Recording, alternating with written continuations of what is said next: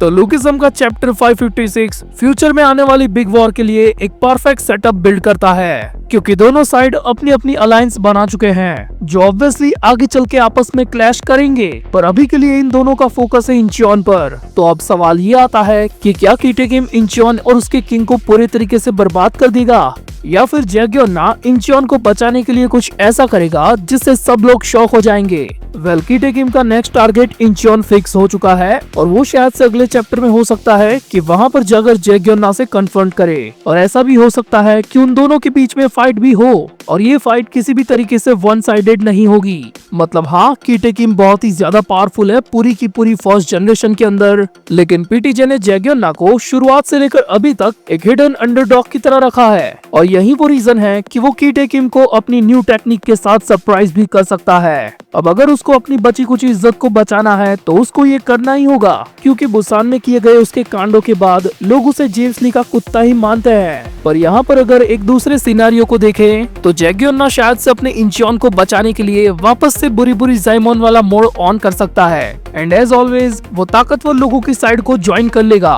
पर उसका कीटे किम की कोठे वाली मीटिंग में ना जाना इस बात को प्रूव करता है कि वो कीटे किम के अगेंस्ट है। और यहाँ पर अगर बात करें जेक किम के अलायंस की, जिसके अंदर टूटे फूटे हारे हुए रिटायर्ड बंदे हैं, और इनमें से टेसोमा और गोमशॉफ जी ने इनडायरेक्टली ही ये कह दिया है कि अगर हम कीटे किम के सामने भिड़े तो हम वापस से पेले जाएंगे। बस जिनरैंग इकलौता ऐसा बंदा है जो अपने रिवेंज वाले प्लान पर स्टिक है, और उसकी शक्ल से ये साफ पता चलता है कि अगर उसको अगली बार मौका मिलेगा तो वो कीटे किम को खत्म करने के लिए अपना 100% देगा, भले ही उसको अपने आप को सेक्रीफाइस भी क्यों ना करना पड़े। अगर जेक किम इन लोगों के साथ अलायंस बनाने के बाद अपने हर कदम को अगर सोच समझ कर लेगा तो वो कीटे किम की अलायंस को आराम से आउटस्मार्ट कर सकता है। लेकिन कीटे किम के द्वारा बनाई गई नई फीस्ट के एनिमीज के लिए सबसे ज्यादा बड़ा खतरा होने वाला है जेंटलमैन। वेल, इस पिलपिले दत्तू का इंट्रोडक्शन देखने के बाद मैंने ये कह ही दिया था कि ये कीटे किम के प्लान में शामिल हो जाएगा, एंड गेस व्हाट, वही हुआ। इसने कीटे किम के अगेंस्ट में जाने वाले 3 बंदों को वहीं पर पेल दिया,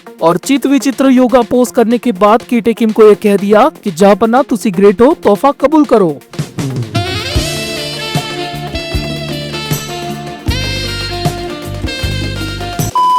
वेल, ट्रस्ट मी, ये बुड्ढा आगे जाकर और बहुत बड़े कांड करने वाला है। बस कहने को तो ये कीटे किम के लिए एक की प्लेयर होगा, लेकिन असलियत में मुझे ये लगता है कि ये जेम्स ली का डबल एजेंट हो सकता है। भाई, आधे ठाकुर का राइट हैंड था ये, आखिर इस पे भरोसा कैसे करे। लेकिन एक ऐसा बंदा है जिस पर हम सब भरोसा करते हैं, डैनियल पार्क, जो इस पूरे चैप्टर में गायब था।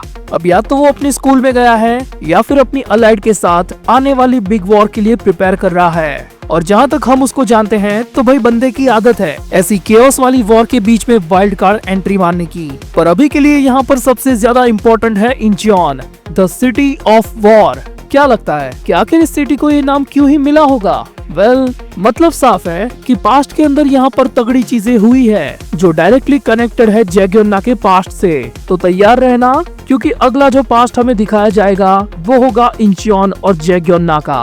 और कई सारे फैंस ये पैनल देखने के बाद ऐसा स्पेकुलेट कर रहे हैं कि जेक किम ऑलरेडी शिनुहान को जैग्योना के पास भेज चुका है। वेल, एक चीज मैं कंफर्म कह देता हूँ कि ये बंदा शिनुहान बिल्कुल भी नहीं है। अभी करंट सोर्सेज के हिसाब से हमें सिर्फ इतना पता है कि ये बंदा फर्स्ट जनरेशन से है और इंचियोन के अंदर एक किंग जितनी ही पोजीशन को होल्ड करता है। तो ये सब तो थी चैप्टर के अंदर दिखाई गई मेजर चीजें, जिसके डायरेक्ट कॉन्सिक्वेंसेस हमें नेक्स्ट चैप्टर में दिखी जाएंगे। लेकिन इसी चैप्टर के क्लाइमैक्स में हमें इस पावर कपल की एक शॉर्ट ऑफ प्लान डिस्कशन दिखाई गई, जिसे देखने के बाद ये साबित हो गया कि कीटे किम को मारना पसंद है और जेम्स लुल्ली को मरवाना।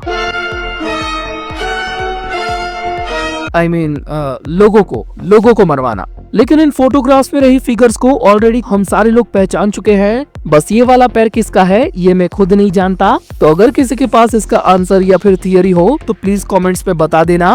पर मैं यहाँ पर आपको एक फैन प्रिडिक्शन बताना चाहूंगा जो मार्केट में काफी ज्यादा घूम रही है, और वो ये है कि इन फोटोग्राफ में से सबसे ज्यादा टपकने के चांसेस वर्कर्स के लीडर यूजिन के हैं। और वो इसलिए क्योंकि इसकी डेथ को पहले ही जेहोंग के फादर ने एक तरीके से प्रिडिक्ट कर दिया था। अब आखिर में इन सारी चीजों के केओस के अंदर आखिर डेनियल पार्क क्या करेगा? क्या वो जेम्स ली के पॉलिटिक्स पने को रोकने जाएगा या फिर कीटे किम के गैंग बैंग को? तो अब मुझे कमेंट्स में बताना कि आखिर उसकी दो बॉडीज कहां से कहां तक पहुंचेगी। तो अगर आपको ये वीडियो पसंद आई तो प्लीज इसे लाइक कर देना और सब्सक्राइब करके बेल आइकॉन भी दबा देना, क्योंकि तभी तो वीडियो आप तक पहुंचेगी। और अभी हम पहुंच चुके हैं आधे ठाकुर के गाने पर। टाइम पास कर रहा है हाँ? खाली छोरी बटाता है, खाली छोरी बटाता है। वो बताइए कोई बढ़ता है? खाली छोरी बटाता है हंसाता है।